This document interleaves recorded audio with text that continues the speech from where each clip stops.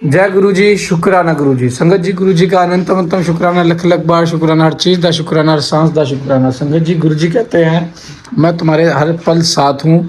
तो तुम इतने घबराते क्यों हो? किसी भी चीज से डरो मत, बस अपने कर्म चंगे रखो। अगर तुमने किसी को दुख दिया है तो तुम्हारे पास दुख जरूर आएगा। अगर तुमने कभी किसी को हंसी दी है तो तुम्हारे पास हंसी जरूर आएगी। तुम्हें हर चीज से गुरुजी ब्लेस करेंगे, हर चीज तुम्हें गुरुजी लाके देंगे। बस तुम्हारे को अपने कर्म चंगे रखने पड़ेंगे। अपने कर्मों का हिसाब आपको यहीं भोग के जाना पड़ेगा। जैसा कर्म करोगे वैसा ही पाओगे।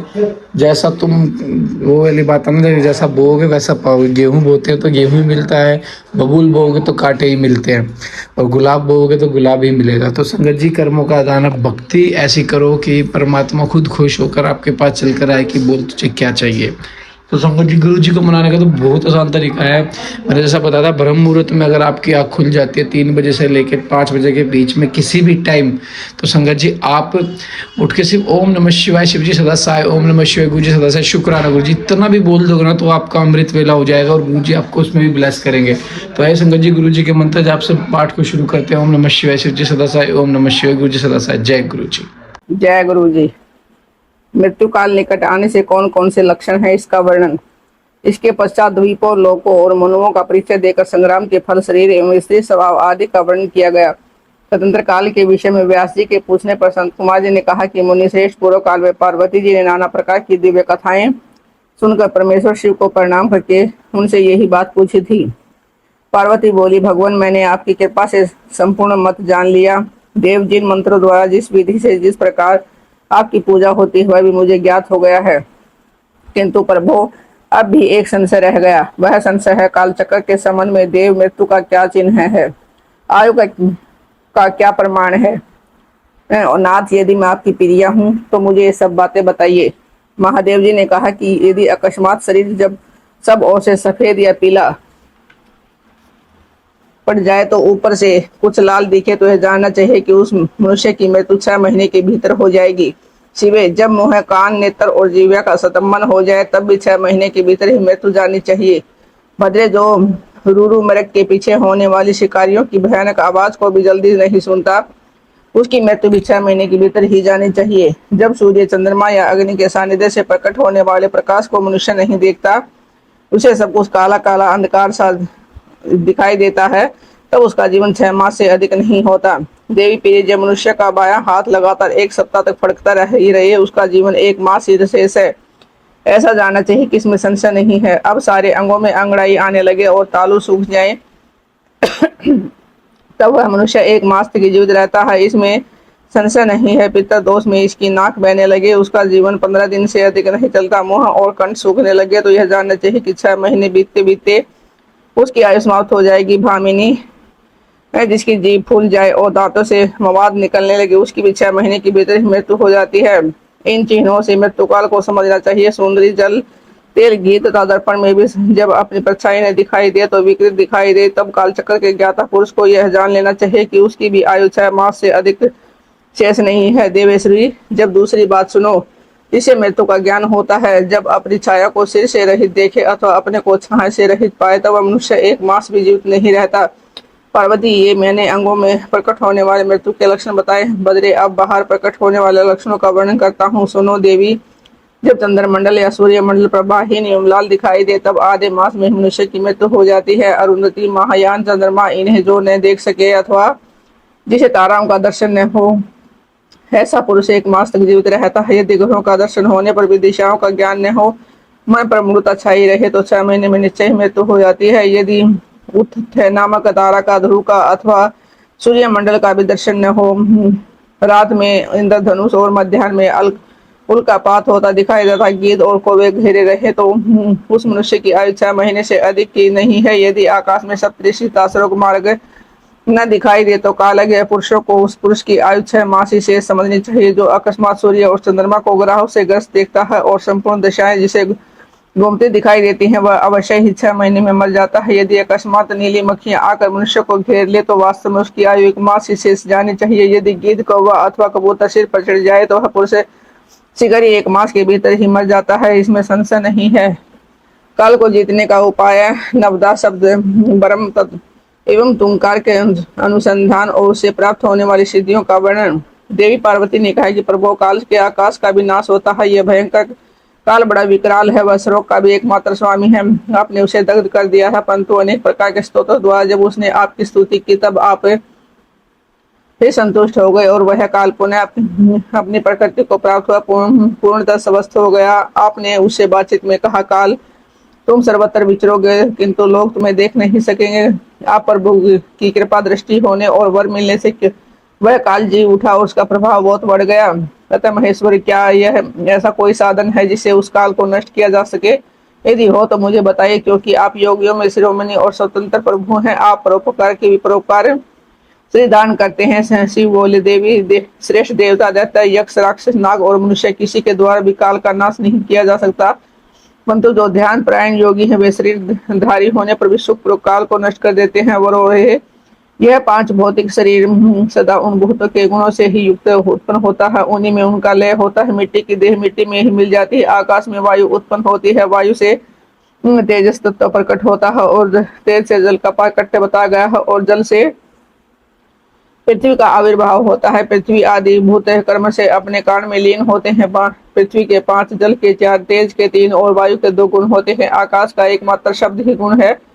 पृथ्वी आदि में जो गुण बताए गए हैं उनके नाम इस प्रकार हैं। शब्द, स्पर्श, रूप, रस, गंध, ये सब भूत अपने गुणों को त्याग देता है तब नष्ट हो जाता है, और जब गुण को ग्रहण करता है तब उसका प्रादुर्भाव हुआ बताया जाता है। देवेश्वरी, इस प्रकार तुम पांचों भूतों के साथ स्वरूप को समझो। देवी, इस कारण काल को जीतने की इच्छा वाले योगी को चाहिए कि वो प्रतिदिन प्रयत्न पूर्वक अपने अपने काल में उसके अंशभूत गुणों का चिंतन करे। योग वेता पुरुषों को चाहिए कि सूक्त आसन पर बैठकर विशुद्ध शवासन द्वारा योगाभ्यास करे। रात में जब सब लोग सो जाए उस समय दीपक बुझाकर अंधकार में योग धारण करे। तर्जनी उंगली से दोनों कानों को बंद करके 2 घड़ी तक दबाए रखे। उस अवस्था में अग्नि प्रेरित शब्द सुनाई देता है। इससे संध्या के बाद का खाया हुआ अन्न क्षण भर में पच जाता है और संपूर्ण रोगों तथा जबर आदि बहुत से उपद्रवों का शीघ्र नाश कर देता है। जो साधक प्रतिदिन इसी प्रकार 2 हितगर शब्द ब्रह्म का साक्षात्कार करता है वह मृत्यु तथा काम को जीतकर उस जगत में स्वच्छंद विचरता है और सर्वज्ञ एवं समदर्शी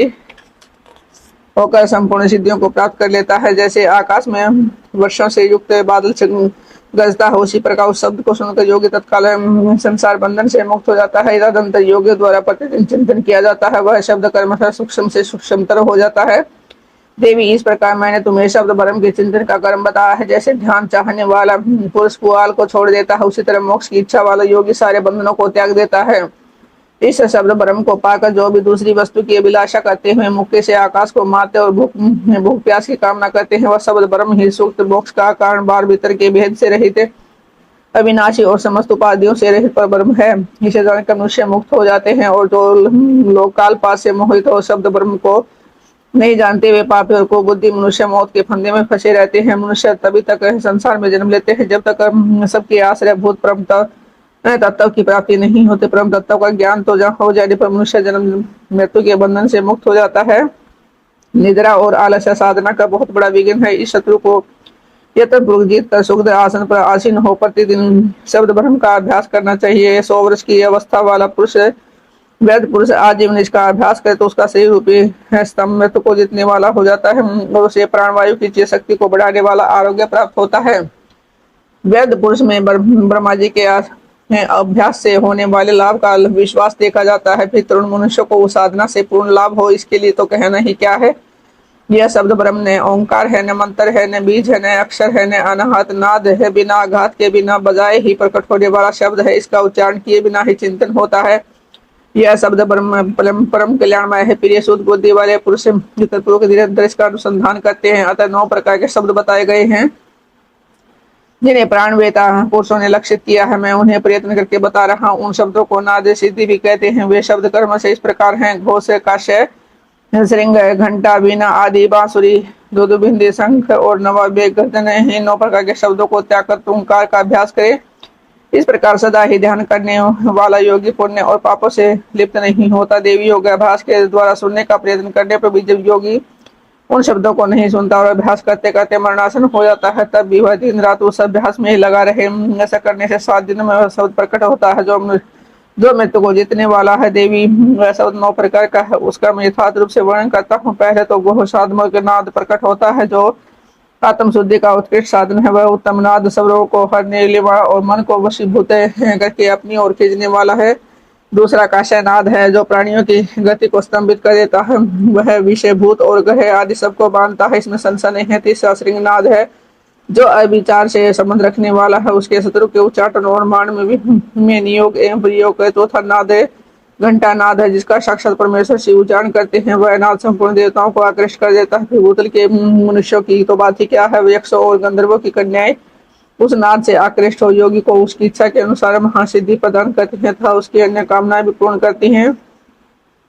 पांचवा नाद वीणा है जिसे योगी पुरुष सदा सुनते हैं। देवी उस वीणा नाद से दूरदर्शन की शक्ति प्राप्त होती है। वंशी नाद का ध्यान करने योग्य वाले योगी को संपूर्ण तत्व प्राप्त हो जाता है। दो बिंदी का चिंतन करने वाला साधक जरा और मृत्यु के कष्ट से छूट जाता है। देवेश्वरी शंखनाद का अनुसंधान होने पर इच्छा अनुसार रूप धारण करने की शक्ति प्राप्त हो जाती है। मेघनाद के चिंतन से योगी को कभी विपत्ति का सामना नहीं करना पड़ता। वाराणसी जो प्रतिदिन एकाग्रता से ब्रह्म रूपित ओंकार का ध्यान करता है उसके लिए कुछ भी ऐसा नहीं होता, उसे मनोवांछित सिद्धि प्राप्त हो जाती है। वह सर्वज्ञ सर्वदर्शी और इच्छानुसार रूपधारी होकर सर्वत्र विचरण करता है, कभी विकारों के वशीभूत नहीं होता। वह साक्षात शिव ही है, इसमें संशय नहीं है। परमेश्वर इस प्रकार मैंने तुम्हारे समक्ष शब्द ब्रह्म के नवधा स्वरूप का पूर्णता वर्णन किया है। अब और क्या सुनना चाहती हो।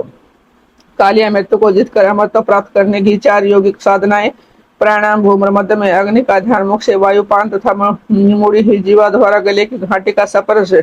पार्वती बोली प्रभु यदि आप प्रसन्न हैं तो योगी है योगाकाश जनित वायुपद को जिस प्रकार प्राप्त होता है वह मुझे बताइए।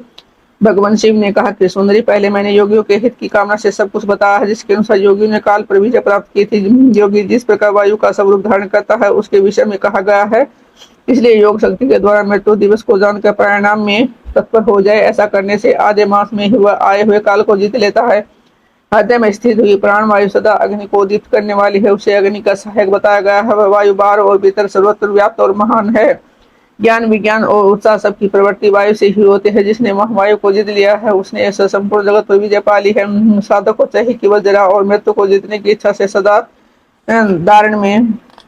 धारणा में स्थित रहे, क्योंकि योग परायण योगी को भली बातें धारणा और ध्यान में तत्पर रहना चाहिए। जैसे लोहार मोक्ष ढोकने को फूक फूक कर उसे वायु के द्वारा अपने सब कार्य को सिद्ध करता है, उसी प्रकार योगी को प्रणाम का अभ्यास करना चाहिए। प्रणाम के समय जिनका ध्यान किया जाता है वे आराध्य देव परमेश्वर सहस्त्र मस्तक नेत्र पैर और हाथ से मुक्त हैं तथा समस्त ग्रंथि को आवृत करके उनसे दसम गुलाग स्थित हैं। आदि में व्याहृति और अंत में शिरो मंत्र सहित यात्री का 3 बार जप करे और प्राण वायु को रोके रहे। प्राणों के इस आयाम का नाम प्राणायाम है। चंद्रमा और सूर्य आदि ग्रह जा जाकर लौट आते हैं, परंतु प्राणायाम पूर्वक ध्यान प्राण योगी जाने पर आल तक नहीं लौटे हैं, अर्थात मुक्त हो गए हैं। देवी जो दिग्विजय 100 वर्षों तक तपस्या करके कुशों के अग्रभाग में एक बूंद जल पीता है, वह जिसे फल को पाता है वही ब्राह्मणों को एकमात्र धारणा अथवा प्राणायाम के द्वारा मिल जाता है। जो दिग्विजय सवेरे उठकर एक प्राणायाम करता है वह अपने संपूर्ण पाप को शीघ्र ही नष्ट कर देता है और ब्रह्मलोक को जाता है। जो आलस्य रहित हो सदा एकांत में प्राणायाम करता है वह जरा और मृत्यु को जीतकर वायु के समान गतिशील हो आकाश में विचरता है। वह सिद्धों के स्वरूप कांति मेघा पराक्रम और शौर्य को प्राप्त कर लेता है, उसकी गति वायु के समान हो जाती है तथा उसे परिणय सुख एवं परम सुख की प्राप्ति होती है। देवेश्वर योगी जिस प्रकार वायु से सिद्धि प्राप्त करता है वह सब विधान मैंने बता दिया है। अब तेज से जिस तरह वह सिद्धि लाभ करता है उसे भी बता रहा हूँ। जहाँ दूसरे लोगों की बातचीत का कोलाहल न पहुंचता हुआ है, शांति का स्थान में अपने सुखदासन पर बैठकर चंद्रमा और सूर्य की कांति से प्रकाशित मध्यवर्ती देश भूमध्य भाग में जो अग्नि का तेज अव्यक्त रूप से प्रकाशित होता है उसे आलस्य रहित योगी दीपक रहित अंधकार पूर्ण स्थान में चिंतन करने पर विधि निश्चय ही देख सकता है, इसमें संशय नहीं है। योगी हाथ की उंगलियों से यत्न पूर्वक दोनों नेत्रों को कुछ कुछ दबाए रखे और तारों को देखता हुआ एकाग्रता से आधे मुहूर्त तक उन्हीं का चिंतन करता तदनंतर अंधकार में भी ध्यान करने पर वह ईश्वरीय ज्योति को देख सकता है। वह ज्योति सफेद लाल पीली और काली तथा इंद्रधनुष के समान रंग वाली होती है। बहु के बीच में ललाटवर्ती बाल सूर्य के समान तेज वाले उन अग्निदेव का साक्षात्कार करके योगी इच्छा अनुसार रूप धारण करने वाला हो जाता था। मनोवांछित से शरीर धारण करके पीड़ा करता है। वह योगी कारण तत्व को शांत करके उसमें आविष्ट होना, दूसरों के शरीर में प्रवेश करना, अनिमा आदि गुणों का पा लेना, मन से ही सब कुछ देखना, दूसरों की बातों को सुनना और जानना, अदृश्य हो जाना, बहुत से रूप धारण कर लेना तथा आकाश में विचरना इत्यादि सिद्धियों को निरंतर अभ्यास के प्रभाव से प्राप्त कर लेता है। जो अंधकार से प्रयोग सूर्य के समान तेजस्वी है, उसी इस महान ज्योतिर्मय पुरुष को मैं जानता हूँ। उन्हीं को जानकर मनुष्य काल या मृत्यु को लांग जाता है। मोक्ष के लिए इसके सिवा दूसरा कोई मार्ग नहीं है। देवी इस प्रकार मैंने तुमसे महान तेजस्व के चिंतन की उत्तम विधि का वर्णन किया है, जिसे योगी काल पर विजय पाकर अमरता को प्राप्त कर लेता है। देवी जब पुनः मैं दूसरा श्रेष्ठ उपाय बताता हूँ, इससे मनुष्य की मृत्यु नहीं होती। देवी ध्यान करने वाली योगियों की चौथी गति बताई जाती है। योगी अपने चित्त को वश में करके यथा योग स्थान में शुद्ध आसन पर बैठे वह शरीर को ऊंचा करके अंजलि बांध कर चौथ किसी आकृति वाले मुख के द्वारा धीरे धीरे वायु का पान करे। ऐसा करने से अक्षण भर में तालु के भीतर स्थित जीवनदायी जल की बूंदें टपकने लगती हैं। उन बूंदों को वायु के द्वारा लेकर सूंघे वह शीतल जल अमृत स्वरूप है। जो योगी उसे प्रतिदिन पीता है वह कभी मृत्यु के दिन नहीं होता। उसे भूख प्यास नहीं लगती। उसका शरीर दिव्य और तेज महान हो जाता है। वह बल में हाथी और वेग में घोड़े की समानता करता है। उसकी दृष्टि गरुड़ के समान तेज हो जाती है और उसे दूर की बातें भी सुनाई देने लगती है। उसके केस काले काले घुंघराले हो जाते हैं। कांति से गंधर्व एवं विद्याधरों की समानता करती है।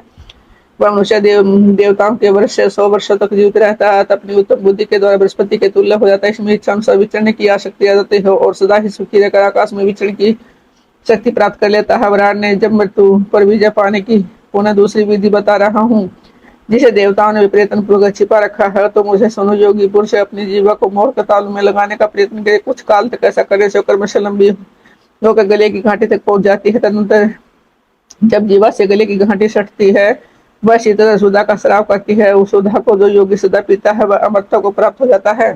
जय गुरु जी, शुक्राना गुरु जी। संगत जी पाठ को एड तक जरूर सुनिए, प्यारी सी ब्लेसिंग जरूर शेयर करें। जय गुरु जी, शुक्राना।